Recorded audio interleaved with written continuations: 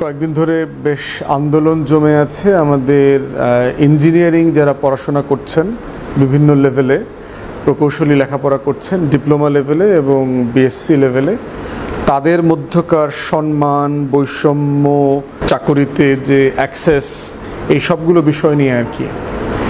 এবং দুই পক্ষের জায়গা থেকে তাদের নিজস্ব দাবিগুলো দেখে মনে হইল যে সবাই যার যার জায়গা থেকে কিছু ন্যায্যতার আলাপ তুলছেন। কে আসলে বেশি ন্যায্য, কে আসলে বেশি সঠিক, এই আলাপ প্রশ্নে গুরুত্বপূর্ণ প্রশ্ন হচ্ছে যে রাষ্ট্র আসলে কি চায়, রাষ্ট্র আসলে কি করলে সবার জন্য ভালো হয়। এবং মোটা দাগের সংকটটা হচ্ছে আসলে বেকারত্বকে নিয়ে। আপনি যদি বিএসসি ইঞ্জিনিয়ারদের দাবিগুলো দেখেন, যেখানে সম্মান, মর্যাদা, চাকরিতে ঢোকার প্রশ্ন যেমন আছে, পার্টিকুলারলি দেখলাম যে বুয়েটের ছেলেরা অথবা অন্যান্য ইঞ্জিনিয়ারিং ইউনিভার্সিটির ছেলেমেয়েরা দাবি করছে যে নবম গ্রেডের তো লার্জলি বিএসসি ইঞ্জিনিয়ারদের জন্য রাখা হয়েছে, কিন্তু সেখানে 33% রাখা হয়েছে ডিপ্লোমা যারা আছেন, ডিপ্লোমা কোয়ালিফাইড যারা আছেন, তারা ওখানে অ্যাক্সেস করতে পারছেন 33%। কিন্তু উল্টা দিকে দশম গ্রেডে শতভাগ শুধুমাত্র ডিপ্লোমা কোয়ালিফাইড যারা আছেন তারা শুধু অ্যাক্সেস করতে পারছেন, কিন্তু বিএসসি যারা বুয়েটে, রুয়েটে, কুয়েটে, চুয়েটে পড়েছেন তারা আসলে ওখানে তাদের কোনো অ্যাক্সেস নাই, তারা অ্যাপ্লাই করতে পারছেন না। তাহলে অন্যান্য গ্রেডে তো আবার সবাই অ্যাপ্লাই করতে পারছেন, 11, 12, 13, 14তে তো সবাই অ্যাপ্লাই করতে পারছেন। তাহলে এইখানে যে একটা সরকারি চাকরিতে অ্যাক্সেস পাওয়ার ক্ষেত্রে যে গ্যাপ আছে, এটা কীভাবে পূরণ হবে? এখন যার যার জায়গা থেকে শুনলে আবার ডিপ্লোমা যারা কোয়ালিফাইড আছেন তারা বলছেন যে এটা তো রিজলভ ইস্যু, আমরা বিএসসি ইঞ্জিনিয়ার না হলেও আমরা তো 4 বছরে লেখাপড়া করছি ইদার পলিটেকনিকে অথবা যে প্রতিষ্ঠানগুলো আছে সেই জায়গাগুলোতে, এবং সেটা ম্যাট্রিকের পরে যেমন যাওয়া যায়, ইন্টারমিডিয়েটের পরেও যাওয়া যায়, এবং আমাদের প্র্যাকটিক্যাল এক্সপিরিয়েন্স অনেক বেশি, আমরা কাজ বেশি করছি, এটা তাদের একটা যুক্তির জায়গা। সরকার রাইটলি একটা কমিটি করে দিয়েছে। এখন আসলে বাহিরে আসলে বিষয়গুলো কি হয়, প্রশ্ন হচ্ছে যে আপনি যদি স্কিল করতে পারতেন জনগোষ্ঠীকে, যাদেরকে আসলে চাকরি করতে হবে না, এবং আমরা আসলে সব মিলিয়ে আসলে কত শতাংশ লোকের কথা বলছি, বুয়েট, রুয়েট, কুয়েট, চুয়েটে পড়া লোক কয়জন আসলে সরকারি চাকরিজীবী হয়, অথবা ডিপ্লোমা কোয়ালিফাইড কয়জন মানুষ, কয়জন ইয়াং ছেলেমেয়েরা আসলে সরকারি চাকরিতে যায়? সব মিলিয়ে ধরেন 5% হবে, 10% হবে, তাহলে বাকি 90% আসলে কি করছে? এবং তাদের এই লেখাপড়া, ট্রেনিং, টেকনিক্যাল এডুকেশন, স্কিল, এগুলো আসলে কি কাজে লাগতেছে? তারা কি বেশি সেলফ এমপ্লয়েড হচ্ছে? তারা কি দেশের বাইরে চলে যাচ্ছে? কি করা দরকার? তাহলে সেক্ষেত্রে আমার মনে হয় যে সরকারের যেটা করা দরকার, যে এই বিষয়গুলোকে গ্লোবাল যে স্ট্যান্ডার্ড আছে সেই স্ট্যান্ডার্ডগুলোর সাথে একটা অ্যালাইনমেন্ট করা দরকার, যে আসলে কে কী কাজ শিখছে তার উপরে তাকে কোয়ালিফাই করা। এবং আমরা ইতিমধ্যে জানি যে আপনার ডিপ্লোমা ইঞ্জিনিয়াররাও কিন্তু আপনার বিএসসি কোয়ালিফিকেশন করছেন, তারা বিভিন্ন জায়গা থেকে এটা টপ আপ করে তারা এটা করতেছেন। তাহলে কাকে কোন নামে ডাকা হবে, কার কি টাইটেল হওয়া উচিত, কার কোয়ালিফিকেশনের অ্যালাইনমেন্ট এবং স্বীকৃতি কীভাবে হওয়া উচিত, সেটা আমার মনে হয় যে একটা গ্লোবাল স্ট্যান্ডার্ড ফলো করে 8টা, 10টা, 15টা দেশের এক্সাম্পলকে সামনে রেখে একটা সমাধান করা দরকার। বিষয়টা এত জটিল না যে এটা সমাধান হবে না।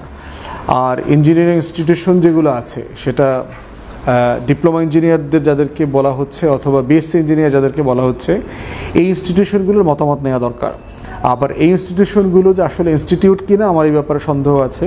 তারা আসলে মোর হচ্ছে বড় বড় রাজনৈতিক দলের সিন্ডিকেট, চাঁদাবাজি, টেন্ডারবাজি, দখলবাজি করা, বড় বড় রাজনৈতিক দলের ঠিকাদারি করা, এই রকম প্রতিষ্ঠানে পরিণত হয়েছে। তারা জেনুইনলি আসলে প্রকৌশলীদেরকে অথবা ইঞ্জিনিয়ারিং কোনো টেকনিশিয়ান যদি থাকেন অথবা প্রফেশনাল থাকেন, তাদেরকে রিপ্রেজেন্ট করেন কিনা সেটা আসলে ওভারহল করা দরকার। এবং সরকার একটা কমিটি করে দিয়েছে, এই কমিটিকে শুধু এই অ্যালাইনমেন্টটা করলে হবে না, ইনস্টিটিউশনগুলোকেও ওভারহলিং করা দরকার, তাদের আসলে কাজ, রোল সব কিছু মিলায়। এবং সরকার দেখেন যে কীভাবে একের পর এক ইস্যু ডিল করতে ব্যর্থ হয় বাংলাদেশে।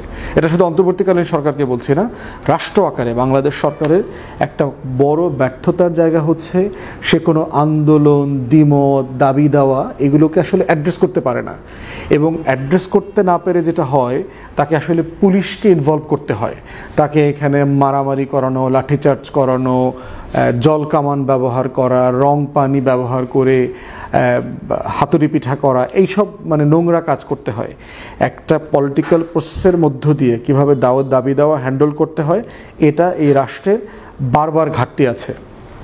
বাট মোটা দাগে এবং একইভাবে আমরা দেখেছি যে রাষ্ট্র কীভাবে আন্দোলন ব্যর্থ হয়, মানে দাবি দেওয়া আদায় করতে পারে না। তথ্য আপা একটা প্রকল্প আছে, আপনারা জানেন যে তারা 72 দিন ধরে এই নারী ও শিশু বিষয়ক মন্ত্রণালয়ের অধীনে জাতীয় মহিলা সংস্থা আছে, এটার অধীনে একটা প্রকল্প, তারা 72 দিন ধরে অবস্থান কর্মসূচি পালন করলো।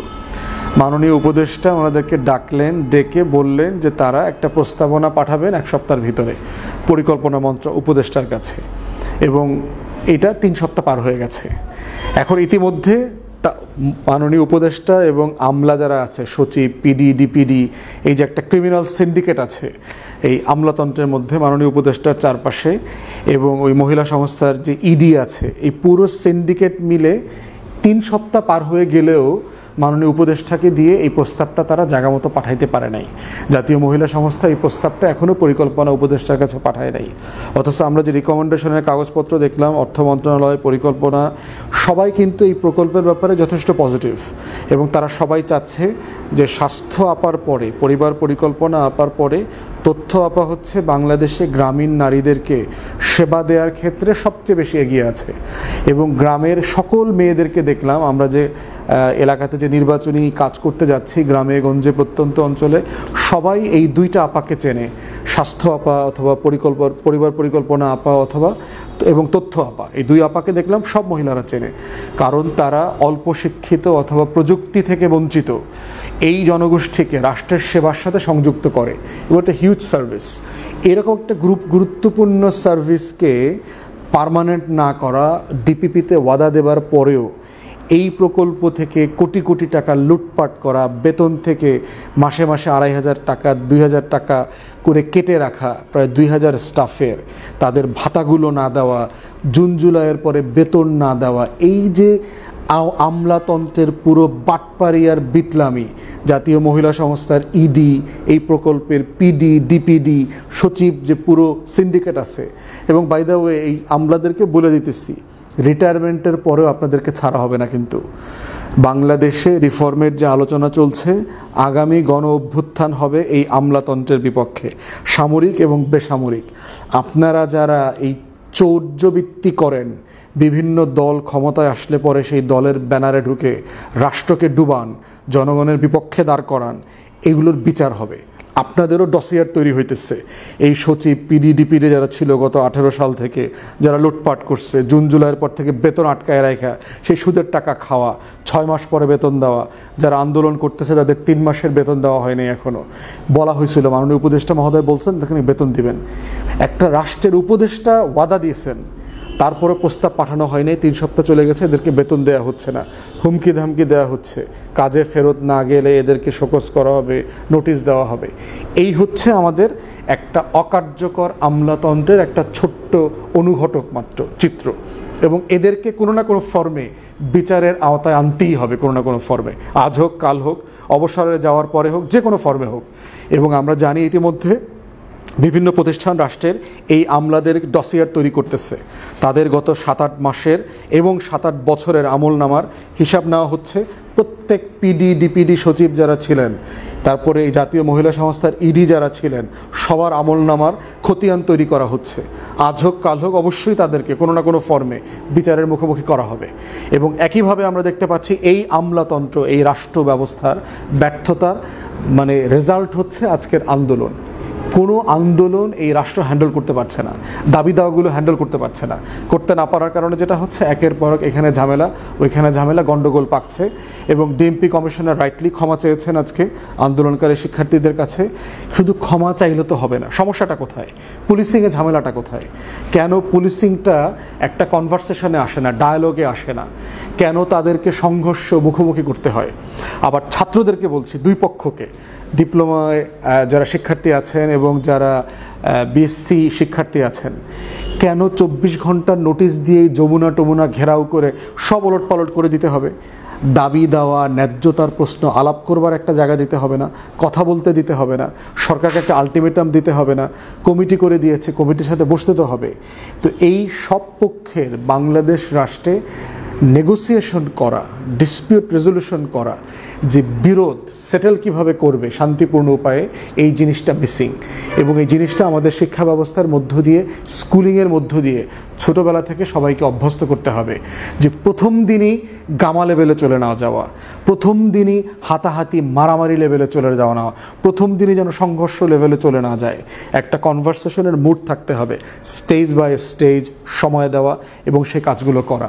আবার যারা এই সময়গুলো দেবেন, ওয়াদা দেবেন, তারাও যেন ওয়াদা রক্ষা করেন।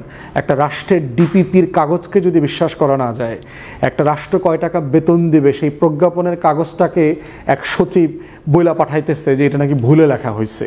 ওই সচিবের তো জেলে যাওয়ার কথা ছিল। যে ওনার এত বড় দুঃসাহস কোথার থেকে আসে?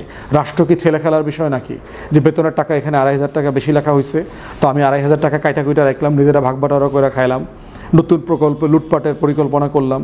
রাষ্ট্র এইভাবে চলে? এগুলো তো অপরাধ, এদেরকে মানে জেলে যাওয়ার মতো অপরাধ।